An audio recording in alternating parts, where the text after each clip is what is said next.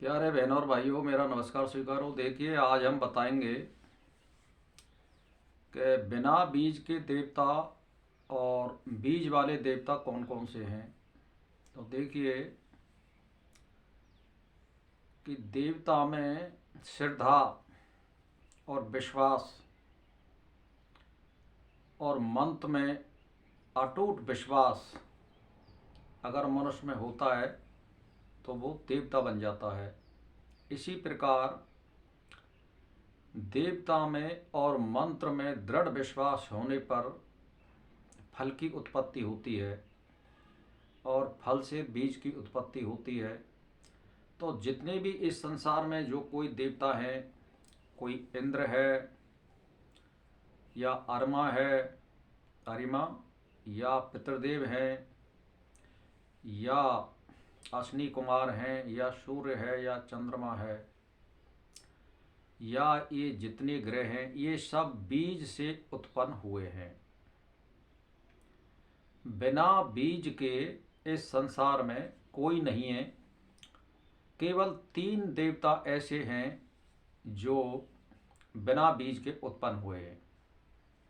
इनमें ब्रह्मा पहला है, विष्णु और महादेव। ये तीनों देवता बिना बीज के उत्पन्न हुए हैं। अब मान के चलिए कि ब्रह्मा जो होता है वो ब्रह्म के स्वरूप में श्वास मार्ग में प्रविष्ट है, और विष्णु जो है प्रभु वैष्णव तंत्र से कुंभक के भीतर विराजमान है। जैसे प्राणायाम करते हैं ना हम, कुंभक उसमें विराजमान रहता है। जो महादेव है वो जो है सृष्टि का प्रलय करते हैं, और श्रीमान आनंद भैरव तो मूल के ज्ञाता का परात्पर है। यानी जैसे मान के चलिए कि हम जो प्राणायाम करते हैं उस प्राणायाम में जो सांस आती है और जाती है उसमें तो ब्रह्मा होते हैं।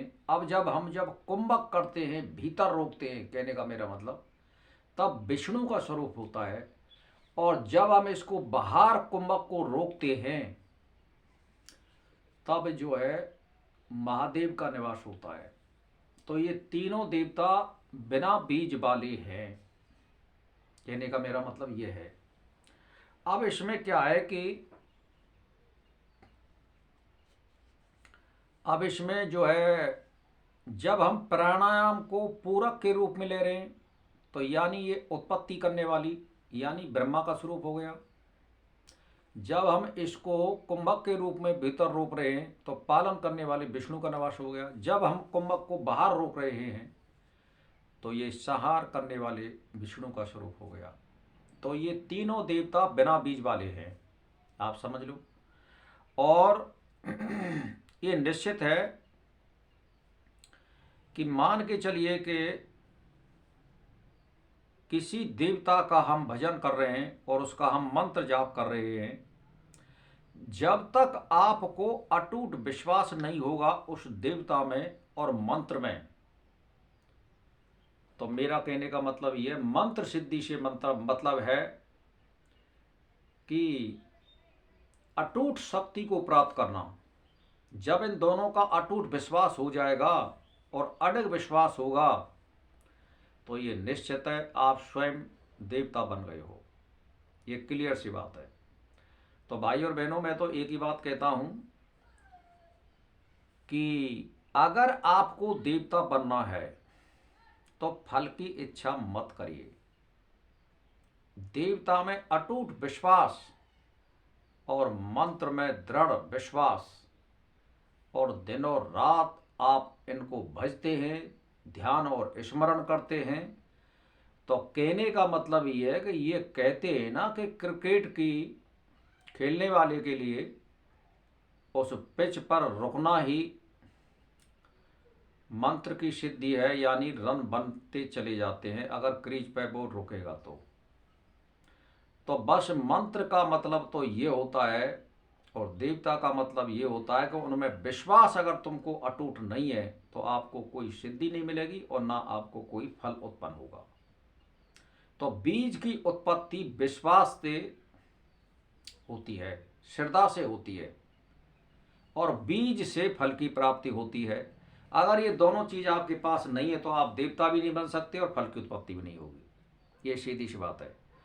और ये जो है, जो ब्रह्मा का भजन करेगा, विष्णु का भजन करेगा, महादेव का भजन करेगा, ये बहुत कड़ी साधना पर सिद्ध हो पाते हैं। इनमें बहुत कड़ी मेहनत, लगन और ध्यान और जप आदि का बहुत अच्छा समावेश होगा। बिल्कुल आलस नहीं करना पड़ेगा, दीर्घकाल और निरंतर करेंगे तब सिद्धि प्राप्त होगी।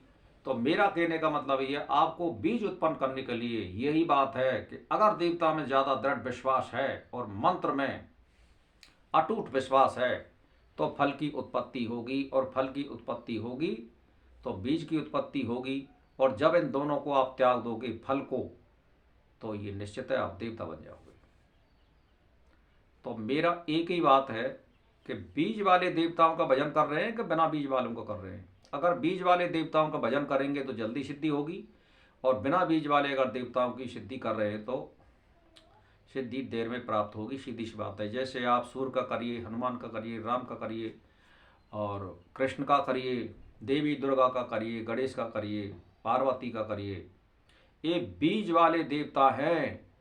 इनका भजन करने से, अटूट विश्वास करने से, मंत्र में दृढ़ विश्वास होने से शीघ्र यानी जल्दी से जल्दी सिद्धि प्राप्त होती है और फल प्राप्त होता है। बिना बीज वाले देवताओं का आज भजन करोगे तो दीर्घ काल और निरंतर की जरूरत है, निरंतरता की जरूरत है, और सिद्धि समय व्यतीत करने के बाद कम से कम इसमें 2-3 साल लग जाते हैं।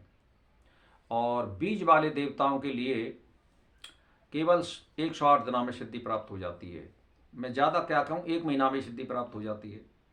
तो भाई और बहनों, आज के टॉपिक को हम यहीं पर विराम देते हैं। इसी के साथ मेरा नमस्कार स्वीकार।